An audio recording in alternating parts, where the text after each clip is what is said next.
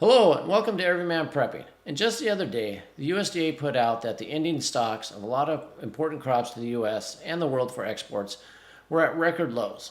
And now another report they put out where they're having to slash the numbers of planted acres of corn, what they thought were going to be planted to actually what was planted. And we're going to find out that this slash in corn is going to affect almost everything.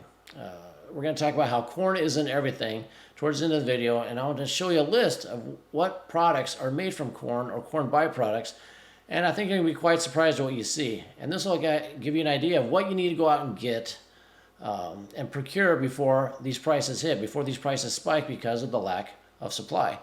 Well, let's talk about the report real quick. So the USDA reveals the U.S. corn harvested, the acres harvested were at 2008 levels. And of course, back in 2008, 15 years ago, a lot less population in the United States and the world. So that means there's so much more demand for it now.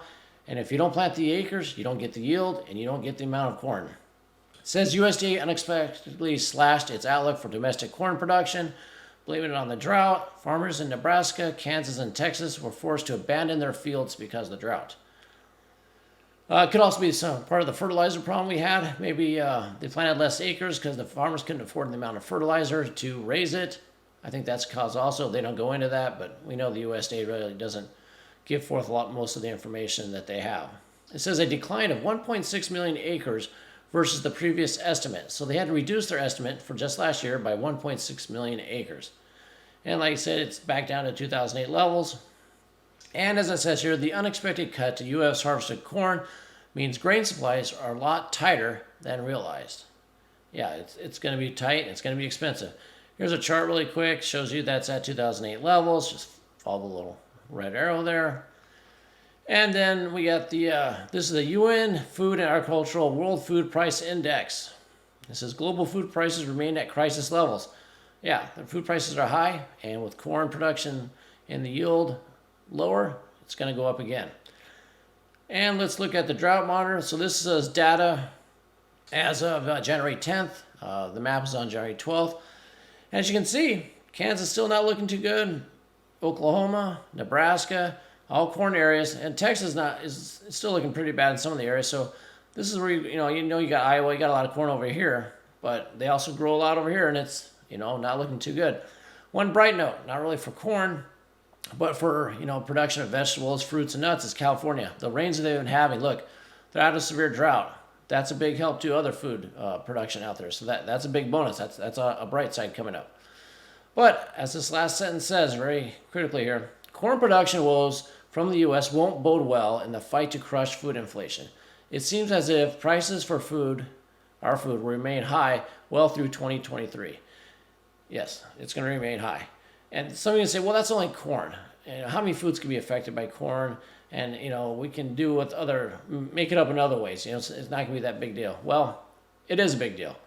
And we're going to see how corn is in everything in this other article I have, where it goes through what is in corn. And you're going to be amazed, I think, at what you find that has corn products or corn byproducts in it and how it's going to affect what you go out and buy and the prices for what you buy this coming year. As we look at this next article, before we get to it, please like the video, subscribe, and please share with everybody, your friends and family.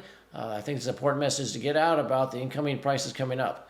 But let's go to this next article where you're going to see here that it's from Iowa Corn, and it says corn, it's in everything. And they state again, corn is in everything. Like I said, you're going to see this in a minute. It says, the kernel is made up of 4 major components: a starch, a fiber, a protein, and an oil. It says the typical grocery store has 4,000 items that list corn ingredients on the label. So that's 4,000 items in your grocery store that have corn. And if there's less corn, those prices are going to go up for those 4,000 or more items. But it also says they're used in paper products, cardboard packaging, industrial, medical, pharmaceutical, a ton of other products. So it's going to impact all those, and you're going to see that in a minute here. And of course, it's used for ethanol, which go into gas. If ethanol prices go up, gas prices go up. Dry distilled grain solubles is a big byproduct of making ethanol, which goes into feed for livestock, protein for livestock. And if there's less of that, feed prices go up, and thus your your pork, your beef, your chicken, all that gets more expensive as well. It's like it's just a snowball rolling downhill, getting bigger and bigger. So these are food items that use corn. Let's go. These, most people know. We got brewing beer, cornflakes, cereal, snack foods, bakery mixes. This stuff, cornmeal, everybody knows all this stuff. Key one here, baby foods. If you have a baby and you want to see your baby food spike, you want to get before then, start stocking up on that. Cereals, dustings for pizza, meat products, pancakes. All this stuff's pretty normal. That's from dry milling. Then you have wet milling. Wet milling, you get corn oil, gluten feed, gluten meal, and starch. But here's I think a lot of you won't realize what corn gets into. Let's talk about some of these industrial starch usage. It's used in cardboard, textiles, batteries, cleaners, detergents, dyes, lubricants, plastics, surgical dressings. So think about that. How much of that stuff do you use? What I'm going to do, I'm going to put a link to this webpage in the comments below so you can go through the list yourself and see what do you need, what are you looking to buy. And if it contains corn items in it, you might want to pick those up now before the price starts spiking due to the less production we had. Here we have industrial sweeteners, enzymes, also insecticides, matches, organic solvents, paper, shampoo. We move over here to the next list, the fermentation products. We have blankets and bedding, organic solvents, plastics again, soaps and cleaners. Moving down further, food and drug uses, aspirin, baby food.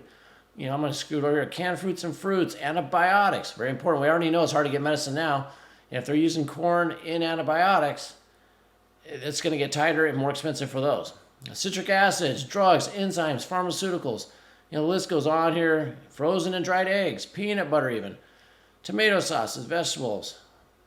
Huge list. Like I said, I'll link it in the comment below so you can go through it yourself. But you can see, when they say corn's in everything, yeah, corn's in almost everything we use. It's in a ton of not only food products, but as you see, the industrial, pharmaceutical, medical, clothing. It's using a lot of stuff. So all that stuff's going to go up in price because there's a tighter supply, more demand. I think you really need to take this to heart. Keep on prepping. Store these things you see on this list. Get them now because they're only going to get a lot more expensive. You're going to make more. You're going to save more money and basically make more money doing this than investing money somewhere else. So that's my suggestion for everybody: is spend your money on these things instead of just put it in the bank to lose its value to inflation. So let me know what you think about this article. Post your comments below. If you have any questions, well, love to hear from them. People in the community love to respond as well. So until next time, keep your ear to the ground and head on a swivel.